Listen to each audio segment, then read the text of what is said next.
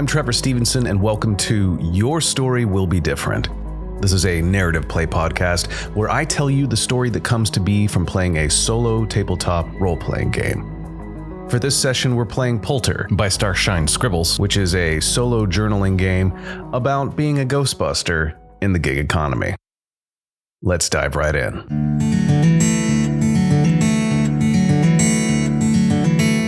In the small, close-knit town of Elmhurst, Marcos Garcia lived a typical high school life filled with dreams that often reached far beyond the boundaries of his hometown. Among these dreams was a simple yet potent desire to impress Kaylee Thompson, his high school crush.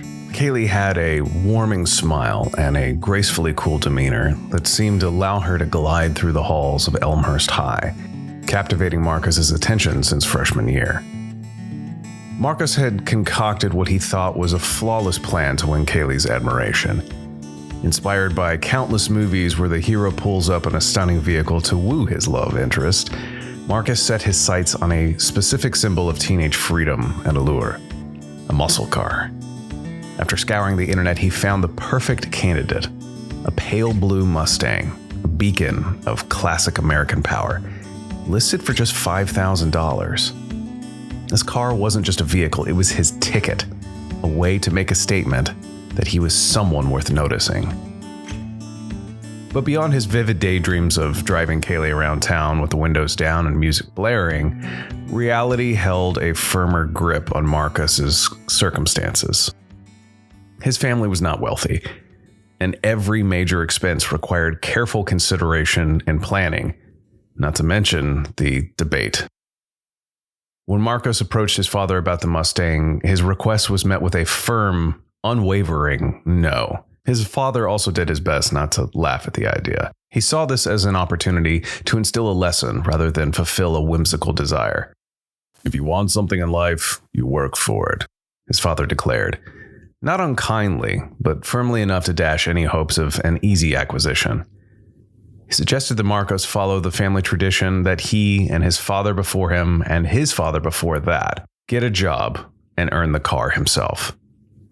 Deflated, but not defeated, the notion of working in retail or fast food, typical for teenagers, was utterly unappealing to Marcos, and it made him shudder in point of fact. Yet his father's decision was final, leaving no room for negotiation. Marcos retreated to his room, where he spent hours doom-scrolling on his phone, a mix of envy and resignation sinking into his bones as he watched peers flaunt their own summer adventures and acquisitions on social media. It was during this digital meander that an annoying pop-up ad caught his eye, breaking through his fog of disappointment with its bold claim.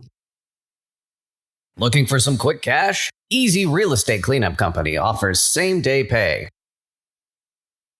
Marcos clicked through the landing page of Pöltr, a company that seemed to have leveraged the recent uptick in urban ghost sightings into a business opportunity. The website boasted an easy entry into the world of gig-based real estate services, specifically targeting properties reputed to be haunted. Become the boss you were born to be, the page declared. All Marcos needed was to watch an introductory video and complete a simple training module. After that, he could select jobs from a database, navigate to them using his phone's GPS, and earn money by clearing out ghosts, capturing a photo of the cleansed area as proof of the job completed. Despite the bizarre nature of the job, desperation and the thrill to try something out of the ordinary spurred Marcos forward. He followed the website's prompts, watched the training video, and signed up as a technician. Later, at dinner, Marcos mentioned his new job, hoping to impress his father with his initiative. However, the specifics of the job, using an app to clear haunted properties, only made his father's eyes glaze over in bewilderment. "If it was easy, everyone would be doing it," his father remarked skeptically, not entirely convinced by the legitimacy of such unconventional employment. Marcos was undeterred by his father's doubts, and he was determined to prove this unusual opportunity. It wasn't long before he received the GPS coordinates for his first job, which led him to an old, abandoned school on the outskirts of town.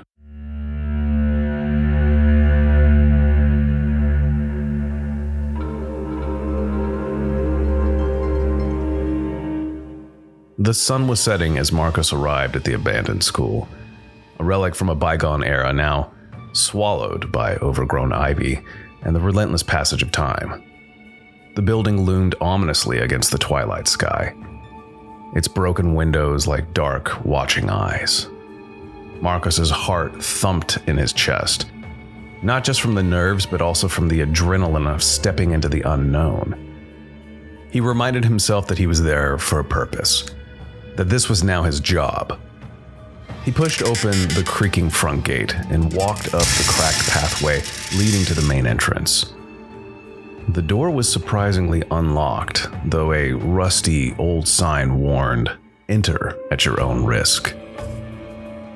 Marcos hesitated, but reminded himself of the Mustang's gleaming blue paint and the sound of its engine in his dreams. With a deep breath, he stepped inside.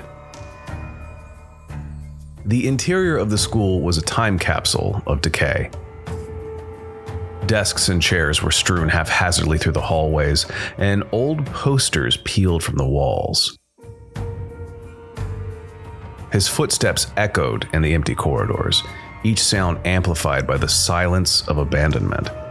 Marcos activated the app, which immediately began guiding him towards his first hotspot, a term Pöltr used for areas with reported paranormal activity.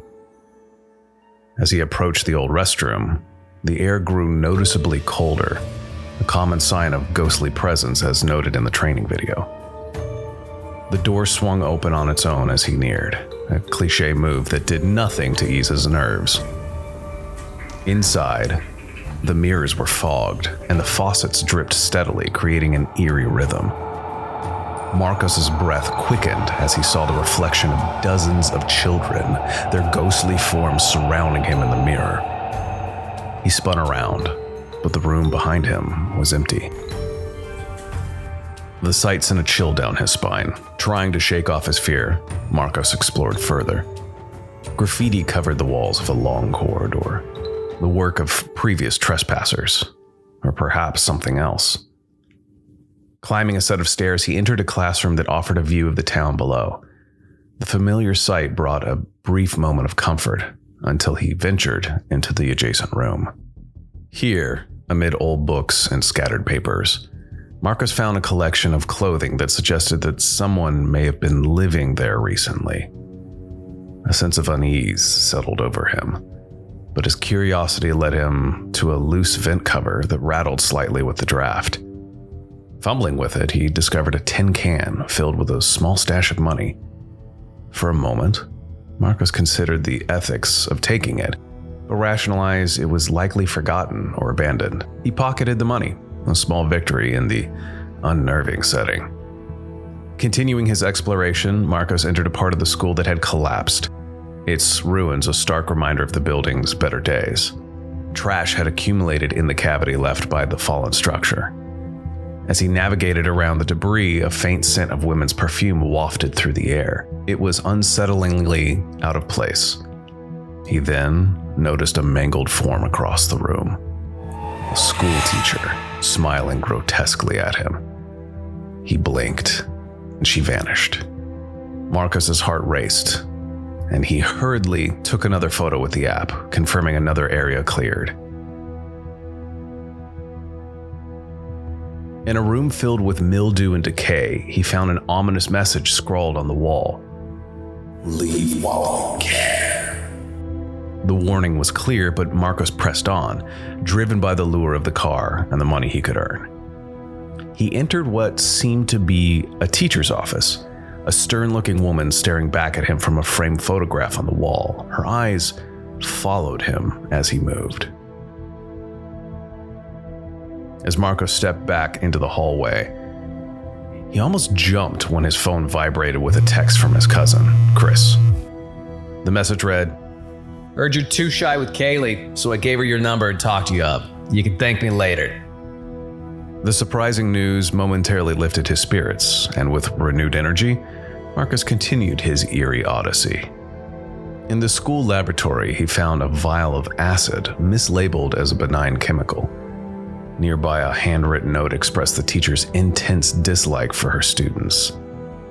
The negativity of the place was overwhelming, but Marcos had to push forward.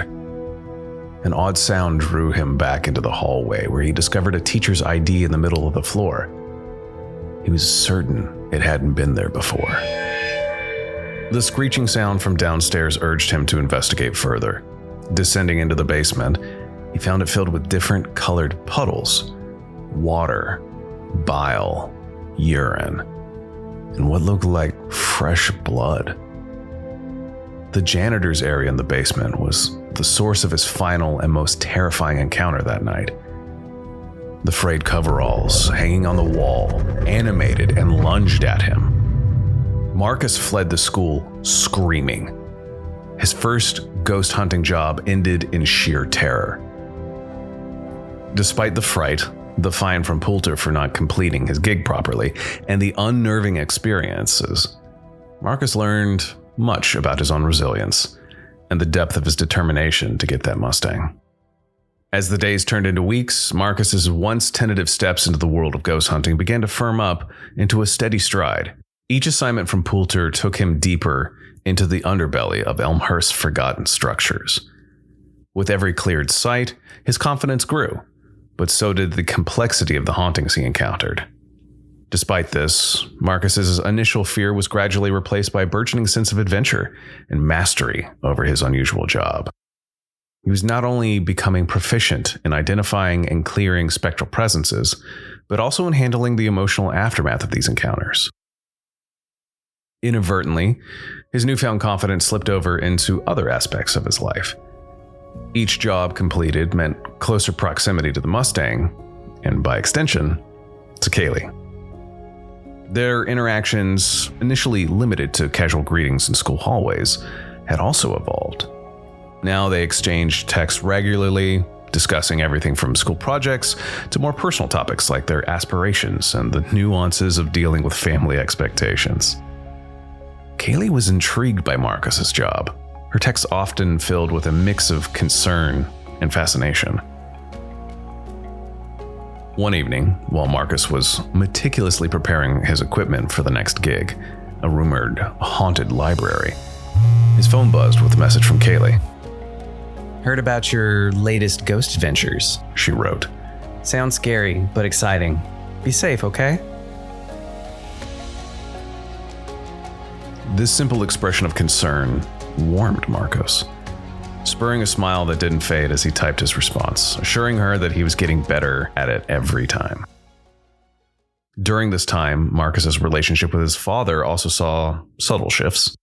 Initially skeptical, his father began to take a keen interest in Marcus's work, asking about the technical aspects of the job and the safety measures in place. His father's change in attitude was a welcome support for Marcus, providing a sense of validation that he hadn't realized he was seeking.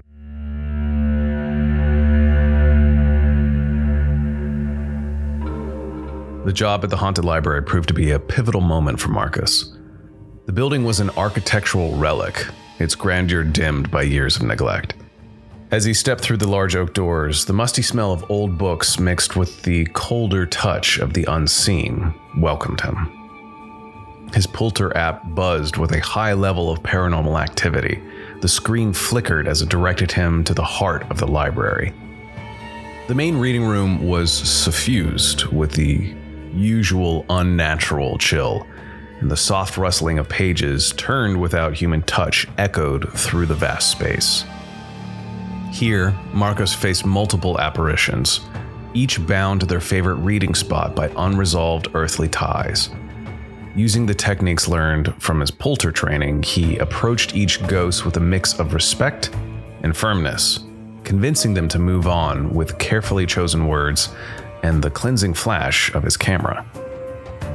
This night not only tested his skills, but also deepened his understanding of the spirits he encountered. One ghost, a former librarian, lingered by a window overlooking the garden. Her attachment was to a letter she had hidden in a book, unresolved feelings penned during a war that had taken her beloved away. Marcos found the letter, read her words aloud, and promised to place it by the war memorial in town. With a peaceful sigh that stirred the air, she vanished, her story complete. Experiences like these taught Marcos that his role wasn't just about clearing spaces, but also about understanding and sometimes completing the stories of those he helped to move on. Each successful job not only brought him closer to his financial goal, but also added a layer of depth to his character. His afternoons were spent recounting these stories to Kaylee, who listened with an earnestness that drew them closer. Their conversations ventured into deeper emotional territories, fears, hopes, and dreams. Marcos found in Kaylee a supportive friend and perhaps the beginnings of something more. They planned to meet more often, and Marcos felt a growing excitement, not just for the dates, but for the opportunities to connect with her beyond the digital messages. As autumn painted the town in shades of orange and gold, Marcos and Kaylee finally went out for coffee after school.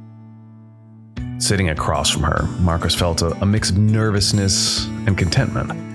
They talked about the mundane things at first, but soon the conversation drifted to their future aspirations. Kaylee shared her dreams of studying design, while Marcos spoke of maybe turning his ghost hunting gig into a full-time venture, perhaps even expanding it into other cities. I like that you're thinking big, Kaylee said, her eyes bright.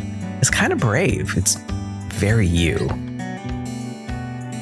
Marcos laughed, a bit shyly.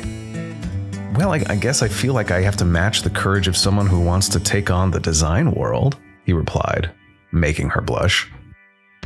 That afternoon faded into evening, and as they walked out of the cafe, the crisp autumn air felt like the beginning of new possibilities.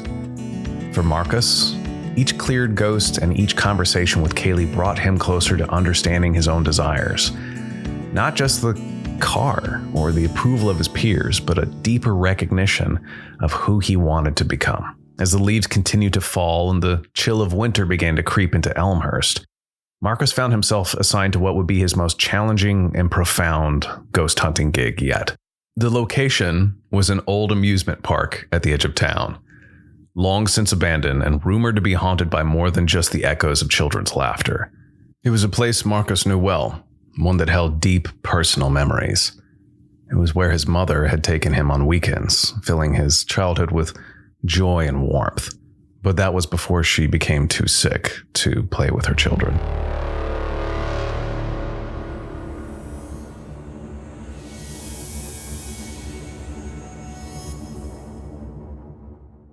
Upon arriving at the dilapidated gates of the amusement park, a mixture of nostalgia and apprehension washed over Marcos.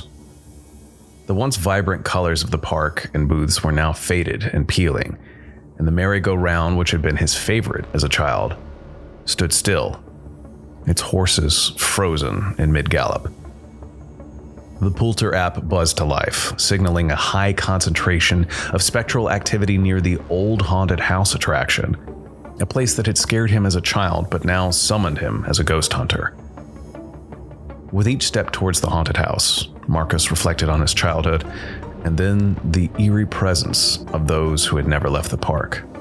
The door to the haunted house creaked ominously as he pushed it open, the sound echoing through the hollow spaces like a forewarning. Inside, the air was thick with dust and the smell of mold. As his eyes adjusted to the dim light, shadows seemed to move on their own accord, and a cold breeze brushed past him, sending chills down his spine. He proceeded with his usual routine, setting up his equipment and preparing to take photos when a soft sound caught his attention. A faint melancholic humming that seemed oddly familiar. The tune reminded him of one his mother used to hum to him, a lullaby to soothe his fears that was now tinged with something unspeakable. Heart pounding, Marcos followed the sound, which led him deeper into the maze of the haunted house, past cobwebbed corners and eerie, lifelike figures that seemed to watch him pass. The humming grew louder until he turned a corner and saw her. His mother, or rather her ghost, stood before him by an old mirror, her reflection barely visible in the silvered glass. She was as he remembered, kind amber eyes, a gentle smile, but now tinged with a sadness that spoke of years spent in this liminal space. Mijo? She whispered, her voice a mix of disbelief and longing. The word pierced through the veil of fear and confusion surrounding Marcus. "Mama, what are you doing here?" he managed to say, his voice trembling not from fear of the supernatural, but from the shock of seeing her again. The ghost of his mother seemed to gaze deeply into his eyes, searching for the little boy she had left behind. "I've been worried about you, about all of you. I couldn't leave, not while I still felt you needed me." Marcus's eyes filled with tears as years of unspoken grief welled up within him. He reached out tentatively, half expecting his hand to pass through her, but instead he felt the faintest pressure, like the touch of a breeze. "We've missed you so much, Mama. Dad, he tries to hide it, but he's never been the same. And neither have I." "I know, Mijo. I know how hard you've been working, how you've grown. I'm so proud of you," she replied, her voice strengthening as she spoke of her pride in him. Encouraged by her words, Marcus took out his phone and showed her pictures of the family. His father, who had taken up cooking to feel closer to her, his sister, who had just started college, and his grandfather, who still told stories of her kindness. As he swiped through the photos, her form seemed to glow brighter, the shadows around her dissipating slightly.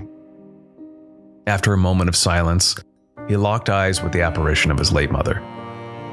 "Mama, there was a time I would have given anything to get you back, but I've come to terms with it," Marcus said, his voice steady despite the tears streaming down his face. The ghost of his mother reached out, touching his cheek with a hand that felt like a whisper. "I'll always love you." "We know you'll always be with us," Marcus replied. "I love you, Mama." With a final smile, filled with love and now peace, she nodded and slowly faded away. The lullaby that had drawn him here, trailing off into silence. He let out a shuddering breath, shaken but filled with a profound sense of closure. Marcus left the haunted house, the park, and his mother's spirit behind, feeling lighter than he had in years. His phone buzzed with a reminder from another Pöltr gig, but for the first time, he decided it could wait. He needed some time to think, to feel, to remember. The encounter with his mother's spirit marked a turning point for Marcus. It infused him with a newfound purpose. He was no longer just a high school student trying to earn money. He was a young man who had learned profound truths about life and loss ahead of his peers and had come through stronger because of it. As the weeks passed, Marcus's reputation on the Pöltr Act began to grow. Word of his effectiveness as a ghost technician spread, and with each successful job, his rankings climbed. He tackled each new challenge with a sense of duty, aware that his work often brought peace not only to the living, but to the spirits he helped transition. His financial goal for the Mustang was now within reach, but his aspirations had broadened. He began saving not only for the car, but for college as well, thinking about a future that could combine his knack for technology and his unique experience in dealing with the paranormal. Meanwhile, his relationship with Kaylee continued to grow. They spent more and more time together, exploring the town, sharing meals, discussing their dreams. Kaylee was struck by the changes in Marcus, his confidence, his calmness, and his willingness to open up about his feelings. Their bond grew, supported by the mutual respect and understanding. One crisp Saturday morning, as Marcus and Kaylee walked through Elmhurst's annual fall festival, they discussed his recent experiences. Marcus shared how confronting the ghost of his mother had shifted his perspective on his work and life. "It made me realize that there's so much more to what I do than just clearing haunted spaces. It's about resolving unfinished stories, giving peace to those who are stuck," Marcus explained, his voice tinged with the wisdom of his experiences. Kaylee listened intently, her hand finding his as they walked. "Marcus, not many people can say that they make a real difference, both in the physical and spiritual world. Their conversation was interrupted by a notification on Marcus's phone. He had received another job offer from Pöltr, but this time he didn't check it immediately. Instead, he smiled at Kaylee and continued their walk, realizing that his priorities were shifting. The job, the car, and even his future plans seemed to be pieces of a larger puzzle. The rest of autumn passed in a blur of school, Pöltr gigs, and growing closeness with Kaylee. Marcus's father noticed this change, and one evening over dinner, he expressed his pride in his son. "You really stepped up, Marcus. I was skeptical about this ghost hunting job at first, but I can see how much it's helped you grow. You're thinking about the future, taking responsibility, and you're happy. That's all I could ever want for you." Finally, the day came when Marcus had enough saved money to buy the Mustang. His excitement was palpable as he walked to the used car lot, his heart set on driving away in the pale blue muscle machine that had started it all. However, upon arrival, the dealer gave him unexpected news. "The Mustang? Oh yeah, I sold that yesterday. I thought you knew," the dealer said, his tone apologetic yet indifferent. Marcus felt a burning pang of disappointment behind his eyes, a sharp contrast to the anticipation he had just felt moments before. The symbol of his hard work and determination was gone. He tried to hide his frustration, nodding and managing a weak smile before turning to leave the lot. As he walked home, his mind raced with the thoughts of missed opportunities and the cruel timing of the sale. Yet, as he approached his house, he stopped in his tracks. There, parked in front of his house, was the pale blue Mustang, gleaming under the sun.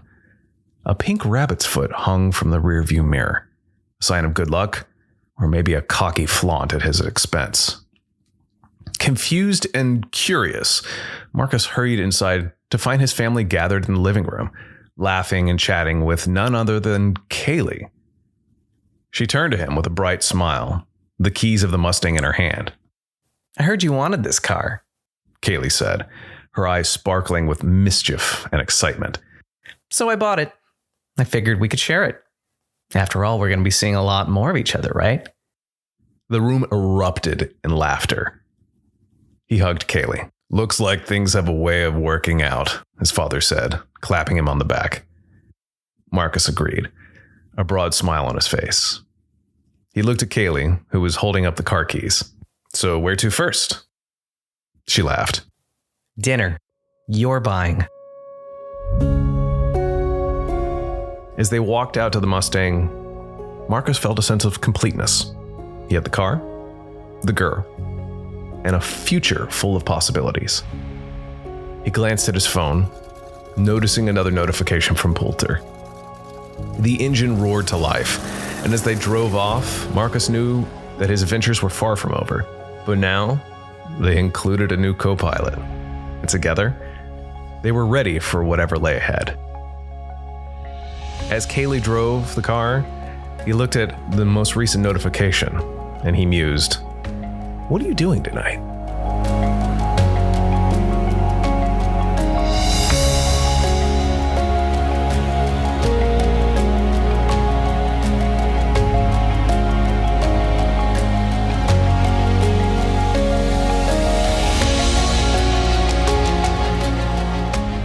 At its core, Pöltr is a solo journaling game of clearing out a haunted house and getting financially paid every time you go through it. There are obstacles that can come up. Sometimes you are not capable of clearing out the ghost, and consequently, you are fined by the app and have to reestablish your mental fortitude. It is a jarring experience. I imagine, if this were real life and there was a ghost hunting app, it lent itself to a lot of fun mental pictures of these locations, these haunted locations, I should say, and the things that you would encounter there. They had the oracle itself leaves interpretation for the spectral presences that you're going to come up against, the different types of elements. Yeah, it was very cool, especially the story that I came up with about Marcus.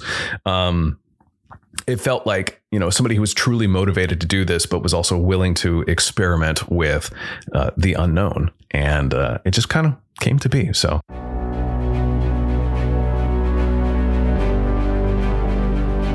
Thank you again for listening to Your Story Will Be Different. This is going to wrap it up for the season for us for now, for the time being. I have plenty more games and plenty more stories to come down the pipe, but I'm just going to take a little break to play some more games and come up with more stories, and I will be back, I promise. In the meantime, I'm going to leave a link to Pöltr by Starshine Scribbles in the show notes.